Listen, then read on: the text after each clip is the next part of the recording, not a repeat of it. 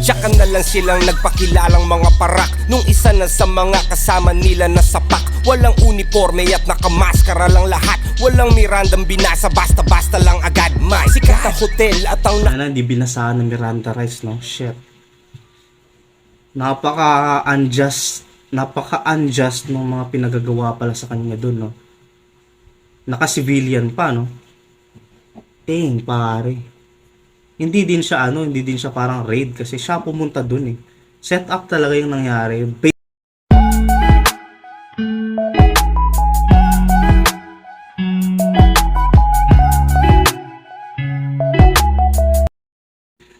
Alright, so one of the greatest rapper of all one of the greatest rapper punyeta.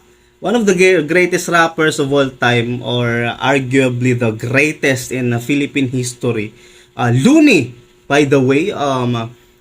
Sa wakas, naglabas na naman ng bagong album. Pare, kung hindi nyo pa nakita yun, i-search nyo na at i-download nyo na sa lahat ng platforms. So ito, panonoorin natin yung kanyang isang kanta na ang title ay Tumbang Preso. Tugmang! Wow, title pa lang pre, wordplay na. So, Tugmang Preso, pare. So, yung rhyme. So, yung ano doon, yung wordplay doon, yung kanyang doon Tugmang Preso. Yung tugma ay nakapreso. Nakaganon, pare. Kung baka nakakadena. Ganon kalupit magmulti si Looney. Kaya, ang ganda, no? Title niya, Tugmang Preso. Title parang busog ka na. Kaya, umpisa na natin para wala na madami sinasabi. Sana bumalik si Looney sa battle. Parang may balitang babalik siya sa battle, eh. So, ito na. Sino kaya tong bata sa screen? Flip-top rapper. Isang sikat na flip-top rapper ang inaresto sa bypass operation sa Makati City. Siya si Marlon Pero Ramos o mas kilala bilang si Looney. Members of Makati's Drug Enforcement Unit have arrested the rapper Looney. Nakuha na sila ng ilang pakete ng droga. Miyerkules ng nakarang linggo nang aresto si Looney at 4 na iba pa matapos makumpiskahan ng kush or high-grade marijuana. Bagamat makulay ang mga pabalat, alam mong mahusay ang pagkakalahad. Mga tunay na ganap, isinulat ng parap. Kaya wag ka nang magulat kung magtutugma lahat. Sapagkat ito'y galing sa memorya, isang napaka-importante na istorya. Ito ang aking personal na testimonya, pangontra sa mga ignorante na teorya. Oh, dang, shit. So, inumpisa niya dun sa accusation sa kanya, no? By the way, nanalo si Looney sa kaso dun, eh. Accusation sa kanya na nag-ano siya dun ng marijuana. So, ito yung kanyang testimony. Pare, rap testimony. Hayop. Oh, dang. So, si Looney lang yung kilala ko. Madami, meron din naman pala si Lamot. Madami, si Looney yung isa sa pinakamagaling na kilala ko na nagtutugma ng multi. 3, 4, 5 multis na hindi niya nasasacrifice yung loob ng kanta. At bukod sa hindi niya nasasacrifice, tunog natural yung multis niya sa huli. Hindi yung parang parang awkward na multi. Tunog natural, para lang yung sinasabi sa yung kahit nakamulti yung kanyang sinasabi. No? So ito na pre, testimony. Ulat kung magtutugma lahat, sapagkat ito'y galing sa memorya, isang napaka-importante na istorya. Ito ang aking personal na testimonya, pangontra sa mga ignorante na teorya. Ito ay tunay na buhay, wala akong dahilan para magsinungaling at mga detalye palitan. Ito ang kwento kung paano kami tinaniman ng marijuana ng mga parak na mukhang Taliban. Bandang 8:00 ng gabi sa Pilipinas, sa isang gusali doon sa may Ortigas. 8 oras bago ang rehas ay mahimas. Kasama ko si Ron Henley na Stick Figures. May interview kami sa radyo nung gabi na yun, tungkol sa marijuana at sa legalisasyon. Pagkatapos namin umalis agad sa estasyon, dahil meron pa akong pupuntahang isang okasyon dun sa poblasyon. Birthday daw ni Sean, yun lang ang alam ko na detalye pa noon. Medyo masama ang panahon, umaambon, kaya tinext ko na si Utol, pumunta ka na ngayon. Humiwalay na si Ron, sumakay ng taxi, dahil bukas may recording pa kami ni Clamsy. Utol kong si Idol, sinundo ako sa lobby gamit ang aking Subaru na tunog Ferrari. Saan tayo pupunta? Private daw na party. Yung reception ay isang hotel dun sa Makati. Bata na may cancer, kumontak kanyang mami. Idol ako ng anak at rap ang kanyang hobby. Pangalan daw ay Sean, walang pake sa money, kasi handang magbayad kahit magkano si daddy. Umambot ang aking puso nung una ko narinig. Naawa ako kay Sean, mga luha ng ilid. Nung nalaman kong lagay na daw ng bata tagilid. Di nyo kailangan magbayad, pupunta ko sa event. Rekta sa Makati kahit Tang ina, no? So, nung nalaman niya na may bata na may cancer na gusto siyang makita at willing magbayad ng kahit magkano halaga ang kanyang magulang. Pare, sabi ni Looney, huwag kayong magalala, libre na to, gagawin ko to para sa anak niyo. Dang, pare. Fuck! So, ano pala to? Yung details talaga ay detalyado. Talaga kung ano yung nangyari. Every second, pare, nakatahi dito. Ito yung totoong testimonya niya. Naparap. Pare, wow! Dang! Oh, kinikilabutan ako. Dito na, let's go. si daddy. Lumambot ang aking puso nung una ko narinig. Naawa ako kay Sean, mga luha ng ilid. Nung nalaman kong lagay na daw ng bata tagilid. Di nyo kailangan magbayad, pupunta ko sa event. Rekta sa Makati kahit traffic ay kainip. Ay. Kasama ko si Rude at si Ivan, ang sikip at si Kuya Albert yung driver. Ngayon na wait lang, sobra ako na-amaze pre. Kita mo yun, lahat ng tao na nandun, anong oras, anong sitwasyon, nakaupo ba siya doon, naiinip ba siya, anong suot niyang damit. Pre, this is just as the same as a written testimony. So bali ito yung, hindi, sabi niya nga, yung sinasabi niya dito is pawang katotohanan lamang. So ito yung kanyang testimony about the truth of what really happened nung inaresto siya. Ito daw yung katotohanan. This is his true testimony doon sa nangyari, pare. Dang! Shit! Looney, man. Let's go. Nyo kailangan magbayad, pupunta ko sa event. Rekta sa Makati kahit traffic ay kainip.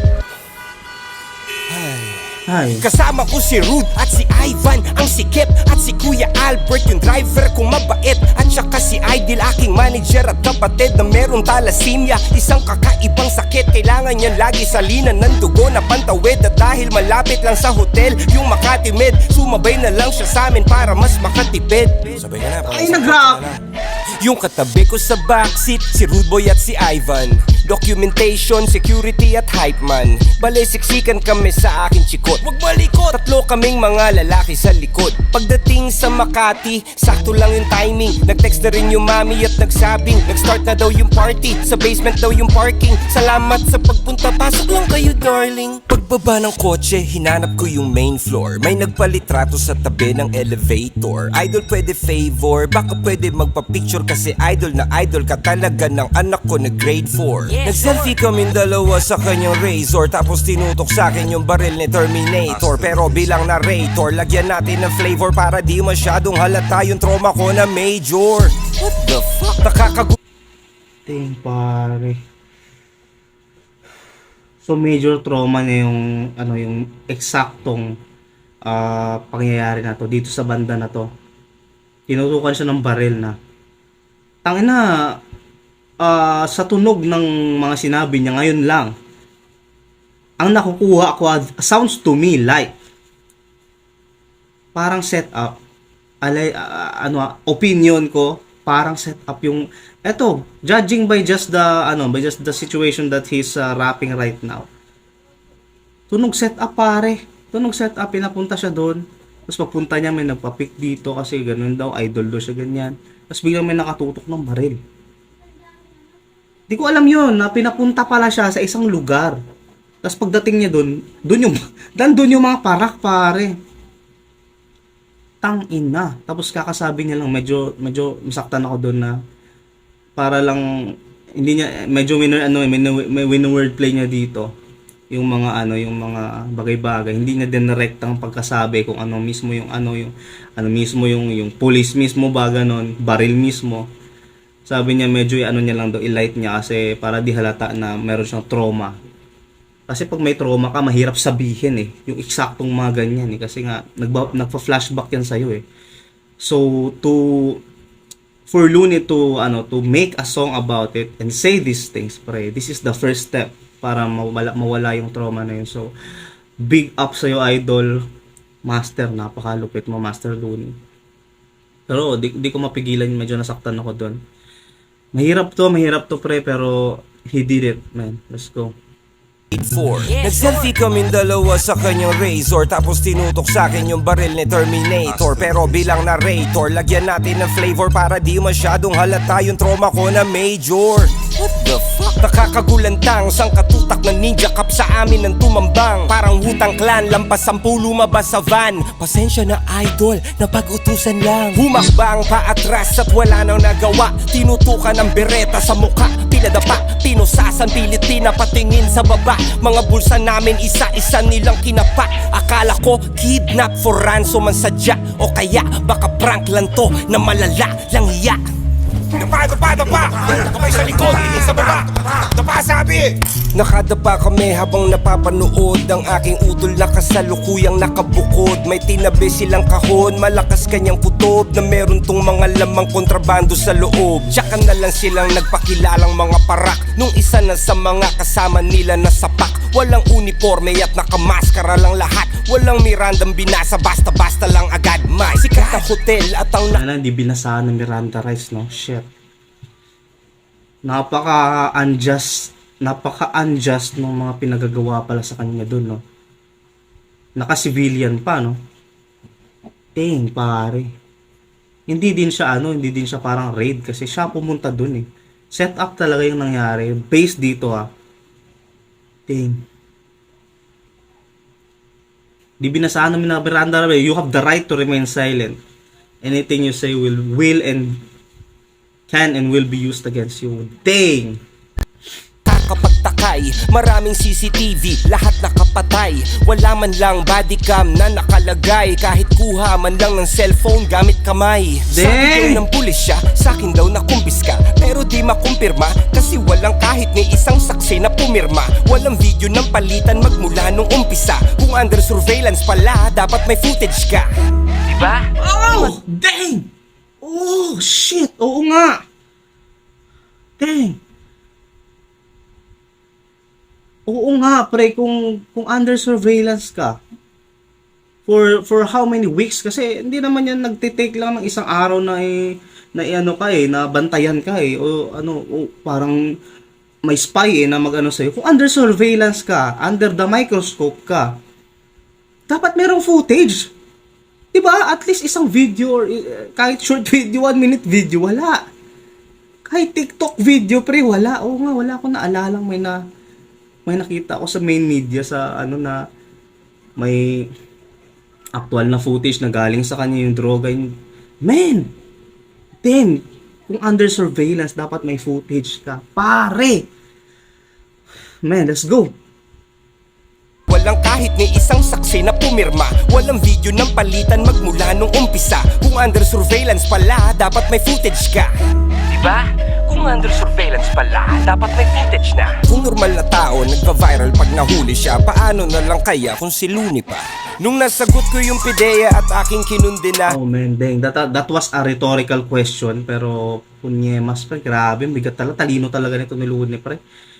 Di mo kailangang sagutin yun kasi ang point nun is magkaka-publicity nga yung pulis kahit normal na tao lang. How much more kung sikat na mismo yung tao. So parang sinasabi niya dito na dang, alam mo na yun.